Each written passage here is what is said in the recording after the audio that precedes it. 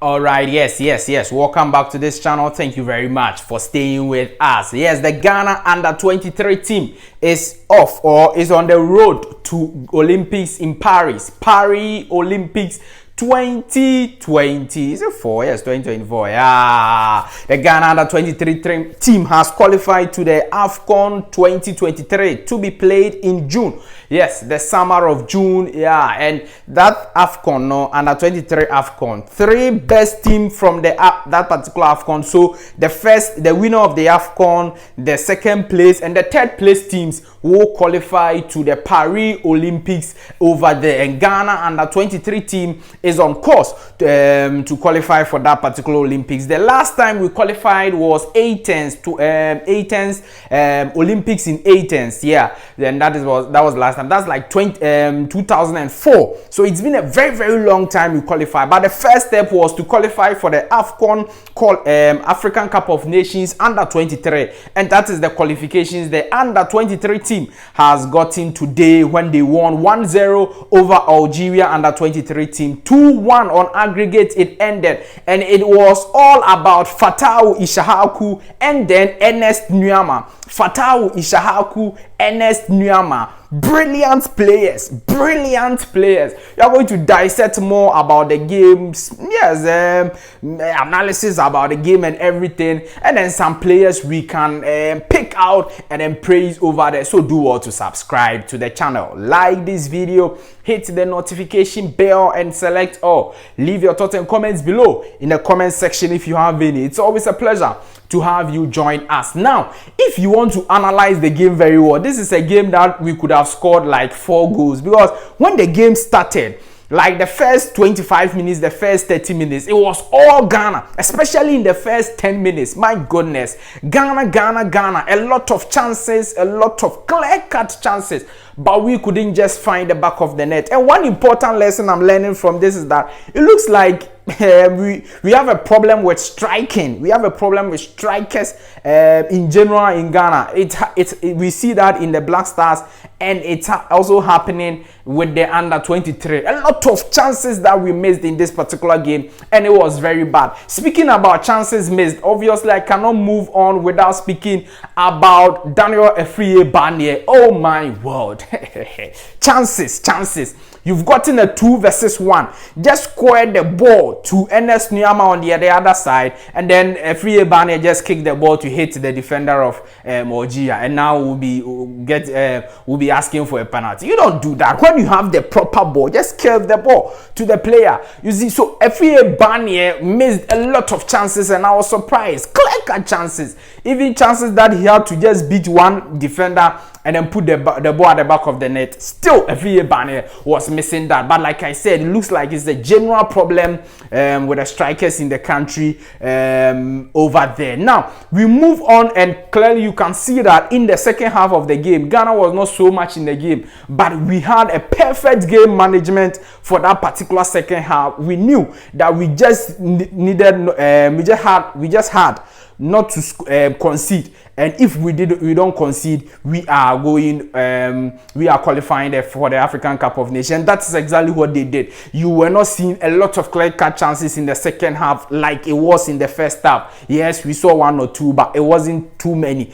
But then they managed the game very well. And let me also praise Danlad Inbrahim. In fact, if we are qualifying to the African Cup of Nations and people are praising Ernest Nuamah, people are praising Fatawu Issahaku and the likes, look, Danlad Inbrahim needs a lot of praises, a lot of commendation, because he actually kept us in the game. When we went for the first leg, they had a first penalty and he saved it.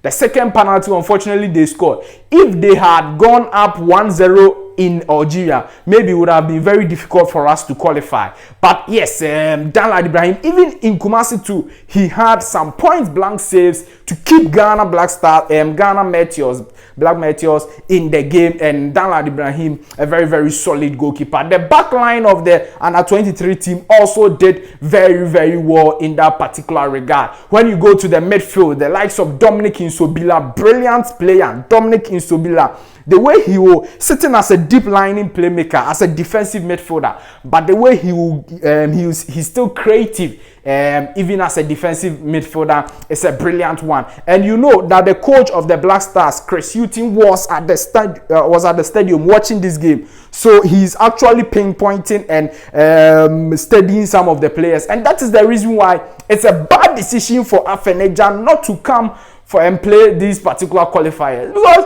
if you were in this game, obviously I'm sure you were going to start ahead of Afriyie Barnie, and maybe you would have gotten 1 or 2 goals that would have solidified your claim that, look, give me the chance at the Black Stars, and with time I can prove something. But Afcon said that, look, I will not come, and he didn't come. Now that we've qualified for the African Cup of Nations, is Afcon coming? That's a big question. But look, let's talk about this player, Ernest Nuamah. Ernest Nuamah to the Black Stars is a what? Yes, non-negotiable. What a player! You've watched the player.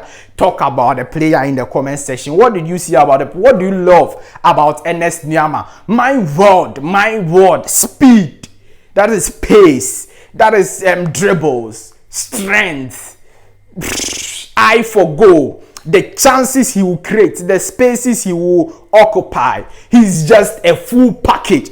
And look, I don't know anyone who watched the game and said, look, I'm not impressed by this guy. This guy is so impressive. So good. And look, it goes all the way to affirm that these right to dream products are really doing well with our national teams. And maybe it's time that the government should focus or have their eye on right to dream. They can help to change the narrative of Ghana football in the coming years, because this player is a right to dream graduate, and he's playing for Nordsjælland FC in Denmark. He is a great player. The first leg was all about him. The second leg was all about him. His dribbles, his pace, his interceptions, the way he creates space, the way he doubles up on the flanks. My goodness, he's just a full package. And I'm sure going forward, his movement to the Black Stars will be a non-negotiable one. And like I said, Chris Hughton was at the stadium, so he saw